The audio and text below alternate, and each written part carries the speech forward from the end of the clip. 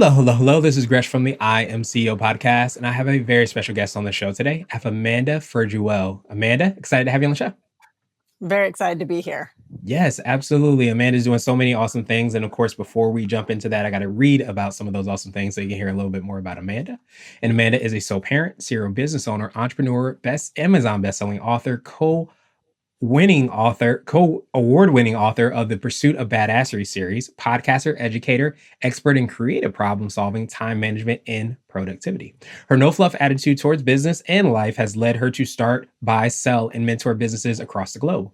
A fearless and accomplished strategist with over 20 years of experience, Amanda leads with a relentless determination to succeed and guides others to do the same.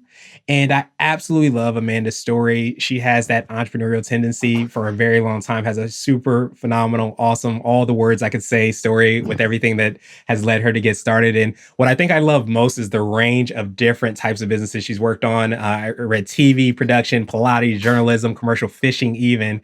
And I had the pleasure of being a guest on her and her co-host show. So super appreciative of getting to return the favor. Amanda, are you ready to speak to the IMCO community?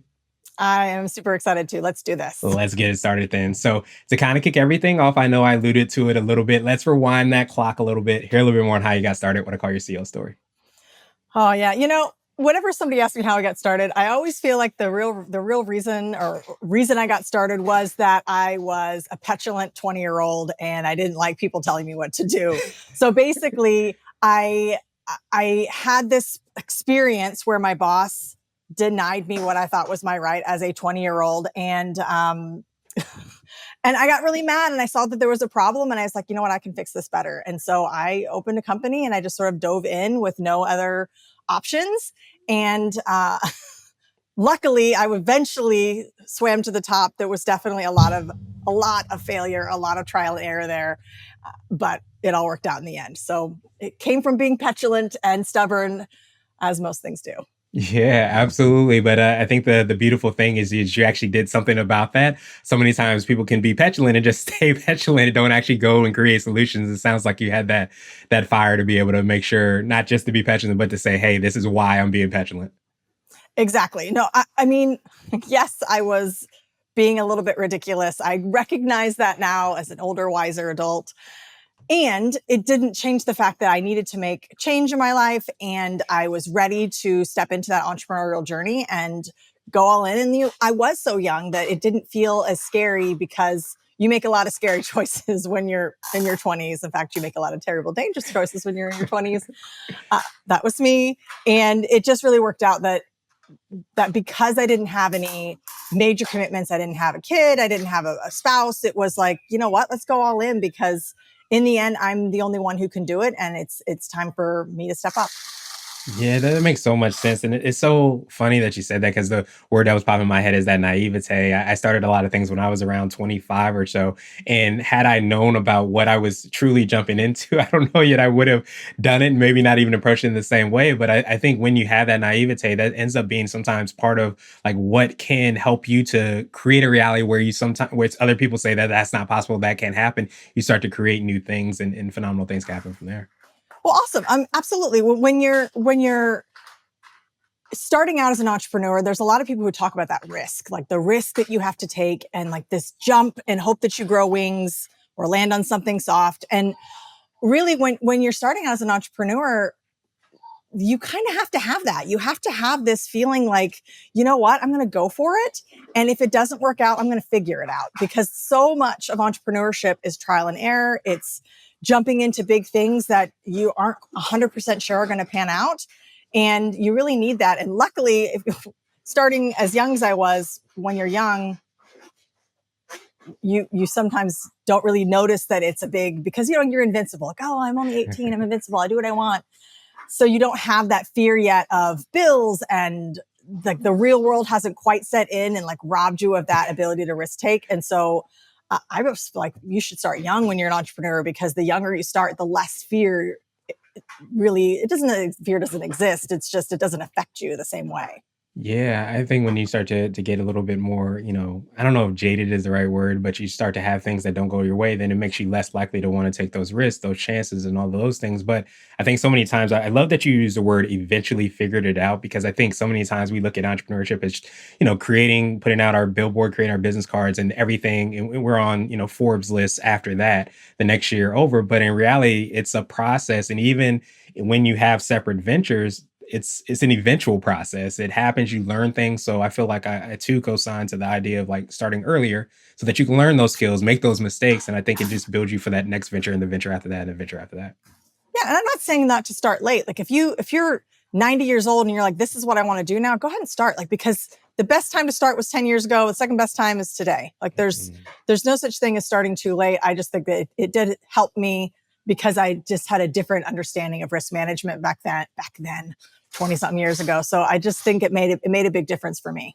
Yeah, absolutely. So I wanted to drill down a little bit more, hear a little bit more on how you're serving with and working with your clients. Could you take us through a little bit more about that, what you're doing? And of course, we'd love to hear about your podcast, book, all the things that you're working on.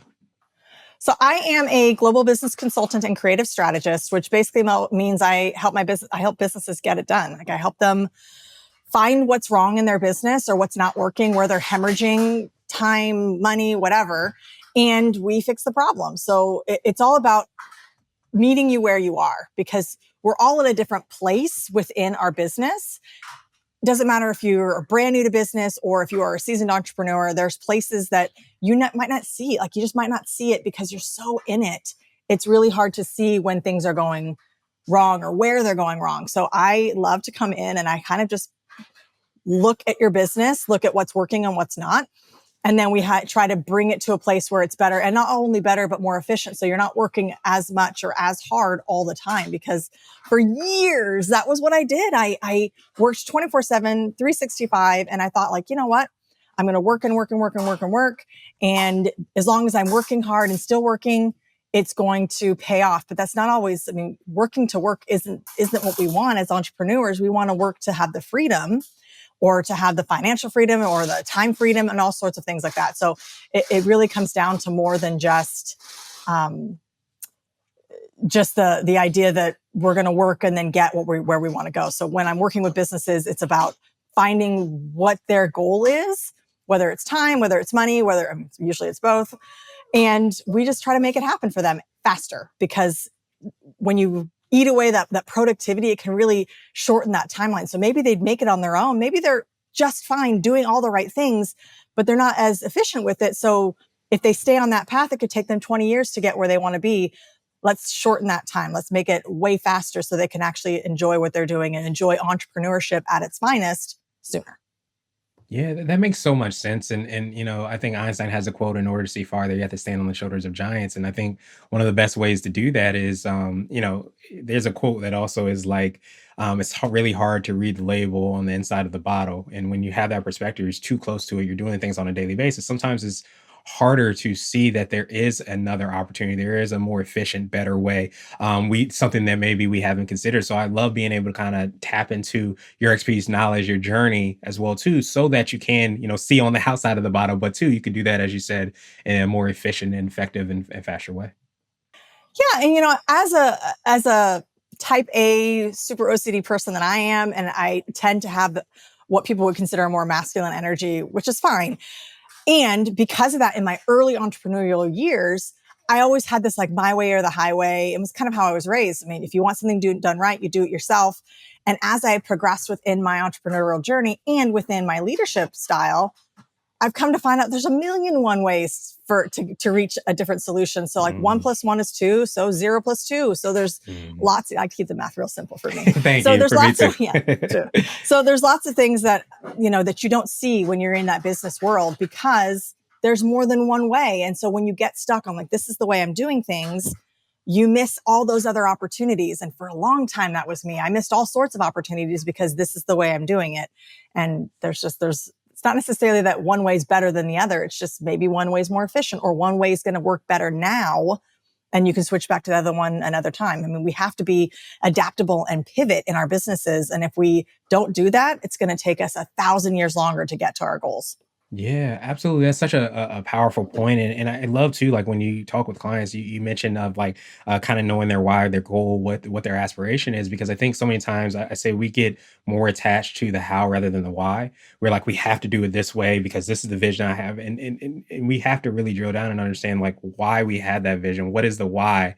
Understanding that industries are changing, the world's changing, so many things are changing that you have to evolve your how you're doing it so that you can ultimately get to your why. Just might be in a different way or different path. Absolutely. I mean, if you don't understand your real why, it's so much easier to get discouraged. But if you can fall back on that and be like, you know what, this is the reason why I'm doing this. This is why I'm working so hard. This is why I have to do this one thing. It can make all the days that are not great a little more tolerable, because there's going to be really, really high highs and really, really low lows as an entrepreneur. And if you don't have a why, a really solid why, not just like because I want to make money, that's a dumb why. I mean, not to say that money isn't good. Money's great. I love it. But it's not really going to get you through it when it hits the fan. Like when Mm, there's times that aren't working for you, it it's never going to be enough. Money isn't really a thing, because once you hit money as your goal, there's more money becomes the next goal and then more money. But if you can find something that's a more passion driven reason that you do what you do, you're going to get further faster. I mean, money's yeah, great, but it's absolutely. not everything. Yeah, absolutely. And I think it's just like to me sometimes a sign of not drilling down further and really getting to understand that. But I love that you said getting through it, because as you have E and you're seeing on the tank and there's nothing left. Sometimes it's that why that actually ends up refilling you so that you understand this is ultimately why I'm doing it. And sometimes if it's just dollars and cents, that doesn't always fill up our tank to help us keep going. Sometimes we'll want to kind of throw in that towel. Yeah, and I'll give a very like easy to understand example of this. When I was Mhm. in my 20s and I made some poor financial choices, let's say, and then when the stock market crashed years ago, because I'm years ago, uh, I had considered for a while living in my car. I was like, you know what? I'm just going to cut this huge. One of my biggest expenses is rent. Like, dude, I'm in my 20s. Let's live in my car. I would never do that now as a mom. So I have a Mhm. kid who's 6. So I'm not going to be like, you know what? Rent's our biggest expense. We're just going to go live on the street. Like that's never a thought that even pop into my brain, because my priorities and my why has changed. Mm. So I know that's a bit of an extreme example, but we make those changes and we make those choices all the times within our businesses. And it's important, if my why were the same why I had when I was 20, I would have no problem. And I did for a while, like live out of a backpack and like, let's travel the world. And that's great. And that's amazing. And it was a wonderful part of sculpting who I am today. However, as we evolve within life and in business, your why might evolve as well. And you have to adapt with that and decide what choices and what priorities you really have. Because ultimately, we all have things we want to do. We all have the same 24 hours. And I know a lot of people really hate that concept of we all have the same 24 hours, but you do. And you have to prioritize differently. And it really comes down to your why, comes down to your passion, comes down to what you want to achieve in the world and why you're doing what you're doing. So, we can have more than one why. I mean, my why isn't only my kids. Sorry. I know that's also controversial. Like, ooh, Mhm. but we're allowed to have more than one why. And I think that if you really sit in that deeply and it's part of your core value system, it will get you so much further. It will get you through the times where you just want to sit on the couch and like drink a bottle of wine and watch Netflix. This will get you about beyond that and into something more productive and into revenue generating activities and into adapting your world. I mean, think about COVID. A lot of people went down a dark hole in COVID, and I'm not using COVID as an excuse. It's more of a marker in time. A lot of people went down a dark hole, but the people who pivoted actually made more money out of it. And I mean, they changed the way they did business because Mhm. of this horrible circumstance we were all in. And you're happy, you're welcome to sit in it for a little bit, but then you have to rise above. And that's again, finding like what's your purpose, what's your why, and what do you ultimately want to achieve? Yeah, and those are such powerful questions. I appreciate you for drilling down on that. And especially just starting to understand like what that journey looks like. And it's so important to be able to kind of take that temperature of ourselves and know that, okay, life is different for me now. So are my whys, are my goals? I start to learn more about myself. Am I looking at this or this goal or this aspiration in the same way? It's important to kind of take that temperature. So I know part of that is kind of like that pursuit, the pursuit of badassery, I'll call it. Tell me a little bit more about what that is, the series, the podcast, all the things. What are you all doing there? So the Pursuit of Badassery was a passion project that my partner, Lynn Howard, she and I came up with this a couple of years ago. We were saying for years that we were going to write a book. For years, we said this, for probably a decade. Oh, we should write a book. We should write a book. We should write a book. And then because she and I are accountability partners, I don't think it was her. She's like, why are we saying this? Why have we been saying this for 10 years? Why don't we just do it already? We literally teach people how to get stuff done. So why are we not doing the thing that we've been talking about for years? And so we decided it was right around Christmas. And so all the excuses I could think of, I was like, oh, well, it's Christmas time. I have all these things to do. So we shut that out because that's one of the things people do. They think of excuses. There's always an excuse. There's always a reason that you can't do something, but you should do it anyway. If you really feel compelled to do it anyway. And so over Christmas, we wrote our first book so it was, it was a little bit stalled because yes, I did take some time off for Christmas. Shocker. Small child. Lots of things happen at that time of year. Yes. But we hunkered down. We held each other accountable. We met every single day, and she was in Bangkok. I was in Houston. And so it was it was a time zone difference. There was a lot going on. And we met and we held ourselves accountable and we wrote our book in just a few weeks, really. And then published it within 6 months of that. And then the second book came right after that. And then she and I both wrote additional books after that. And it just steamrolled. And we knew we wanted to do a podcast. We're like, let's do a podcast with this. We already have the name. We've already trademarked it. Like, let's move along. And it's been steamrolling, escalating, just this engine of ideas that have come from it. And we've had trainings and multiple trainings, courses, programs that have come out just within the last 2 years of us recognizing that we could solve a problem, recognizing that we had combined 50 years of experience within entrepreneurship, sales, marketing, like business ownership across multiple states, industries, countries. So we decided to, put it into action, actually do what we say we do and what we teach people to do. And it's been going like gangbusters. It's been amazing and so fulfilling and exactly what I didn't realize I was missing because I love everything about it. I love business. I love talking about business and owning businesses and working in there.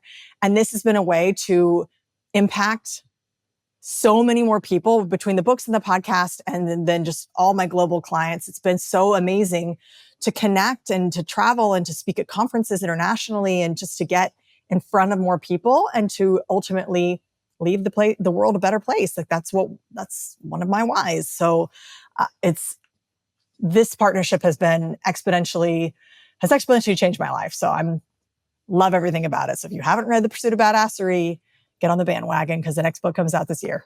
There we go. I absolutely love that. And of course, we're going to have the information in the show notes as well, too, so that everybody can check it out. But I almost wonder, is that part of what you would call like your secret sauce? It could be for you, the business, or a combination of both. But is it that, of course, the experience, like you mentioned, the 50 plus years experience that you both have, the different clients, all those things are, of course, important. But it sounds like you have like a strong foundation in helping people to kind of redirect towards what's your why, your purpose. Do you feel like that's part of your secret sauce? Is, of course, knowing the nuts and bolts of business and all those things, but also be able to say that, hey, we can do this in many different ways, but we want to make sure that we drill down on what your why is, continue to take temperature of that. Do you feel like that's part of your secret sauce? It absolutely is. I think that when I'm working with a client, we all have different goals. We all have different things that have motivated us, that have shaped us.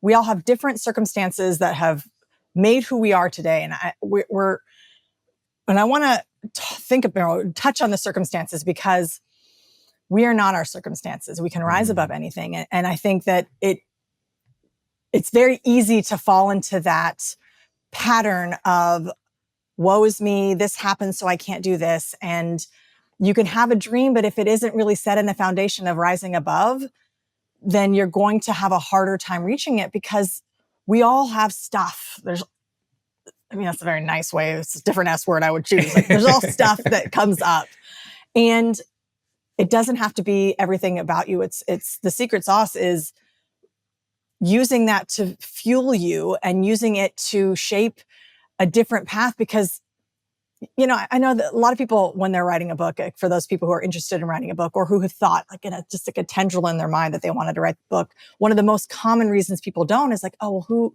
who would care about that? Who would want to listen to what I have to say? Who has anything, who really cares about that?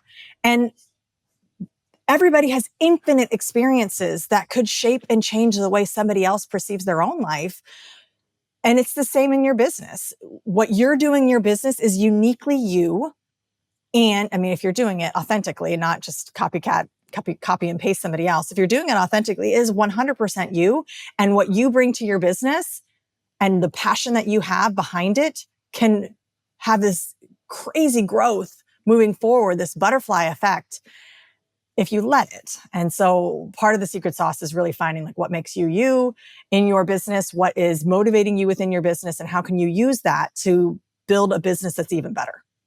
Yeah, I absolutely love that. And it's so funny you said that because I was thinking that the book, as much as it is, great, loads of resources, I almost feel like it's also very symbolic, as you mentioned, just the process of kind of going through, getting it done, and with your accountability partner and being able to say, okay, we have all these things going on, but we're going to make that happen. And I hear that definitely in everything you talk about doing, where we have these circumstances, we have this stuff that we're going through. It's just so important to be able to kind of make sure that we can rise above that. We do have that opportunity. So I think that's extremely powerful. So I wanted to switch gears a little bit.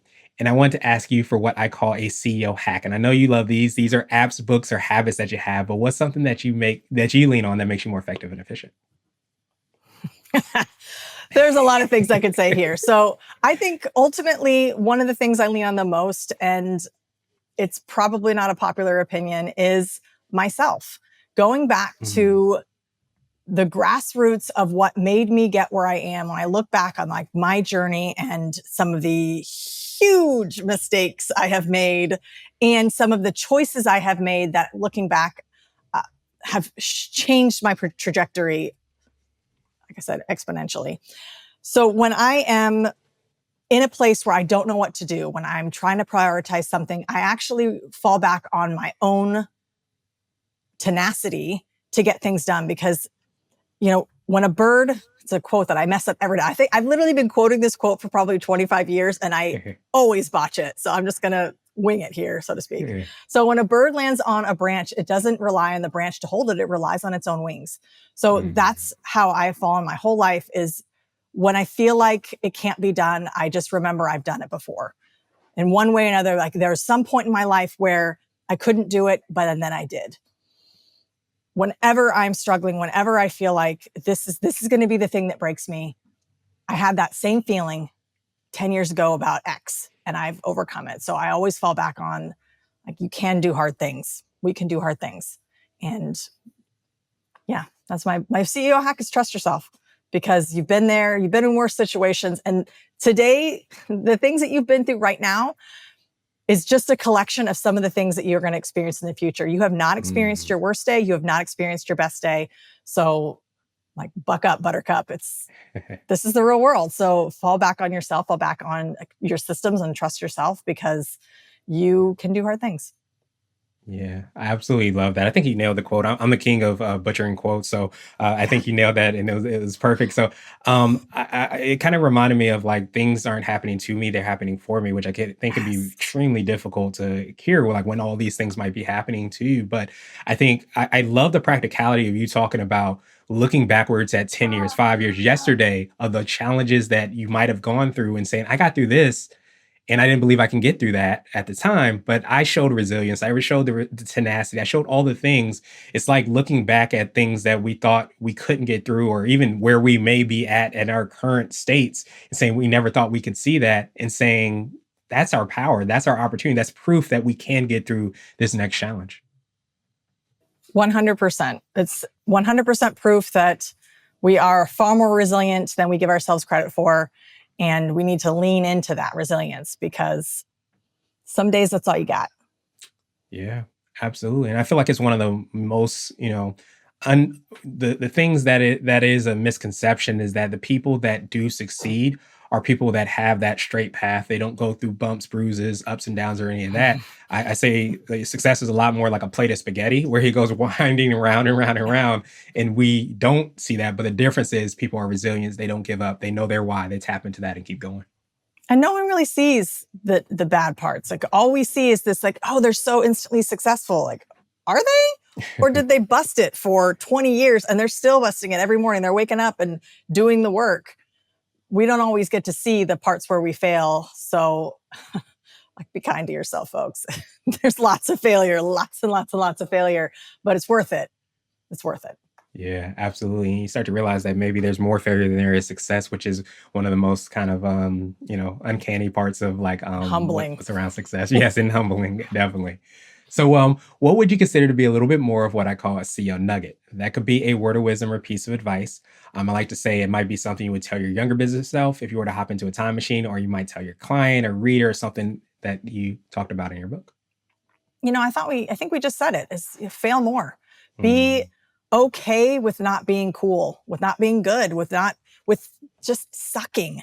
And I always use this example because I think it's very tangible. So I lived in Hawaii for almost 20 years Mhm. and I am the world's worst surfer. I'm horrible at it. And the reason I'm horrible at it is that from the day I got on the board, the very first time, I didn't want anybody to see me fall off a board. Mm.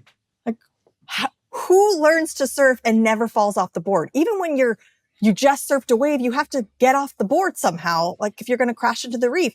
And I never felt comfortable having people see me fail over and over and over and over again because I didn't want to look like a drowned rat out there.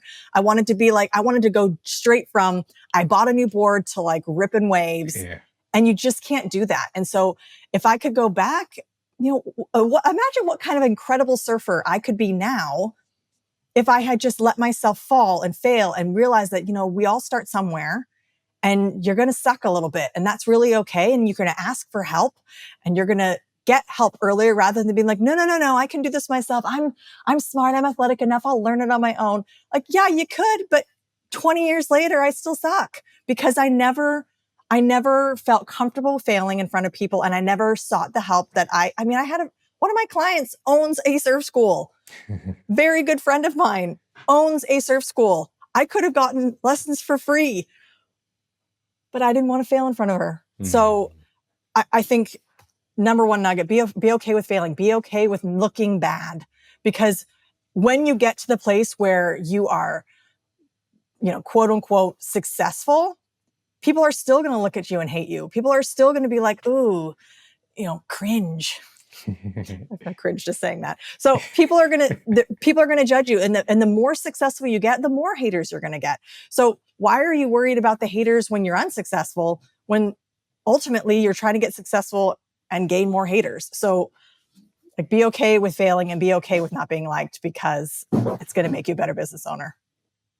Yeah, that ends up being so powerful. It's so funny. Like, I have this fail wall that's up, and part of the fail wall, I have all these quotes about failure to kind of recondition, what that means, because failure is actually the path towards success. The more you fail, as long as you're resilient, keep going, you actually reach success. But one of those is like when a baby's starting to walk, no one sees the baby fall and says, you know what, hey, this walking thing is not for you. Maybe you should try something else. Crawl for the rest of your life. But there's so many instances in our lives that we have those exact same moments where we fall and we tell ourselves surfing, starting a business, whatever it is, isn't for you. So quit. But we don't realize that that's the path and that's how you learn actually how to walk, to run, to do all those awesome things.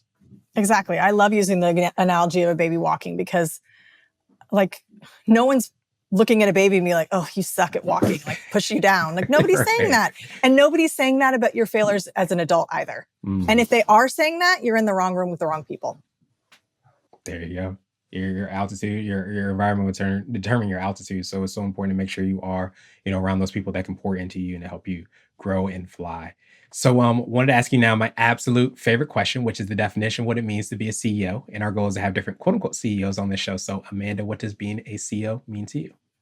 Being a CEO means being a leader who doesn't get in other people's way.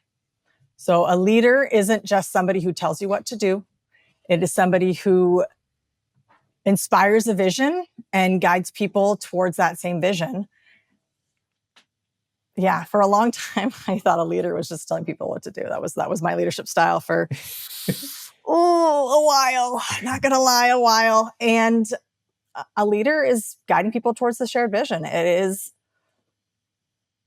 helping people see the best in themselves and achieve the most in themselves, even if that is within your own company. I mean, it's protecting, it's nurturing, it's doing all the things, wearing all the hats sometimes, and it's being responsible for something bigger than yourself. Whether that's a vision, a company, a payroll, everything. Yeah, I love that definition perspective because I think so many times, just as we talked about with so many things, it evolves as well too, Mhm. and I think sometimes when we look ourselves as leader in different paths of our journey or paths of our journey, we start to say that, maybe that is something that I wouldn't do again, but we learn from that. If we didn't have that experience, we wouldn't be able to kind of pull from that to say, hey, I want to continue to get better. And that responsibility word really kind of stuck with me because I think so many times going deeper as we have been going, you start to realize that it's much more than the task that needs to be done or Mhm. sometimes even the goal that needs to be set. It's about why you're doing it. And that responsibility is such a huge thing for ourselves, but also for clients, customers, team members, and so on and so forth. Yeah, and it's part of that failure too. Is failure is a really amazing teacher, and for every horrible, terrible failure I have, I won't make that same mistake again. Mm. And I can't say the same for every time I've done something well. I don't always repeat it as well the second time, but I definitely don't fail as poorly the second time. So it's a really excellent teacher. And when you're a leader, you have to really be willing to admit when you are in the wrong. And well, it's a tough one, but it is something that we work on. And being a leader is more than being a CEO is more than just writing checks and telling people what to do. Yeah, absolutely. It's such a holistic part, and there's so many different aspects which make it sometimes challenging. But the important part is continue to progress, continue to kind of get better, and so you can look back and say, maybe I'm not where I want to be, but I'm better than I was yesterday. And I think that's extremely powerful. Yes, that's an amazing quote as well. That's, an idea that we can't always be our best, but we can be better than we were yesterday. And if you want to think about who you're competing against, it's definitely yourself. Yeah, 100%. absolutely. If you run your own race, you can't lose, I always say. So, Amanda, truly appreciate you for taking some time out to chat with us. What I want to do now is pass you the mic, so to speak, just to see if there's anything additional that you want to let our readers and listeners know. And of course, how best they can get a hold of you to find out about the book, podcast, all the awesome things that you're working on. Well, best way to reach me, two ways, I suppose. You can reach me at afconsultingteam.com or thepursuitofbadassery.com. I am on those things, and then all the social media, all the tags. Just go into the command central and then you can find me from there. But as far as last things to tell people, I've been thinking a lot about when people start projects, how they start projects. And, really, it doesn't matter. It's that you start. It's not what your circumstances are. It's not when, it's not where. It's just start. And maybe you don't want to be an owner of a company. Maybe you just want to start doing better at something that's more personal. Like maybe you want to be a better hobbyist, or you want to be a better employee, but that change has to come from within, and it has to come just the moment that you are thinking it needs to come. That's when the moment starts. So starting now, even if it's the tiniest amount, because even if you feel like you have nothing to give, you have 1% of your day left to give, you're like, oh my gosh, like give 100% to the 1%. Like push Mm. yourself forward. And it doesn't have to be huge leaps and bounds. It can be small, tiny, tiny steps. But if you see a need, if you want to fill that need, the time to start is now. It doesn't matter where you are or how much money you have or what any other circumstance you can put in there, any other reason or excuse. It's that you start.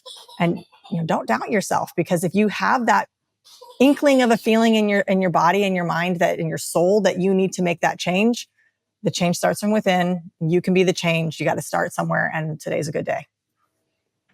Absolutely. Definitely be the change that you hope to see in the world. So we're of course going to have the links and information in the show notes as well too, but truly appreciate that last moment and that last point that you kind of left us with. I almost feel like that should be a bumper sticker. Give 100% to the 1%.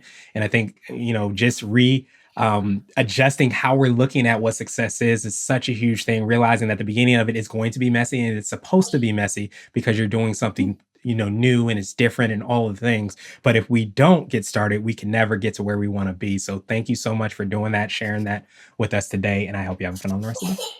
Well, thank you for having me. I appreciate it. I had so much fun. Absolutely.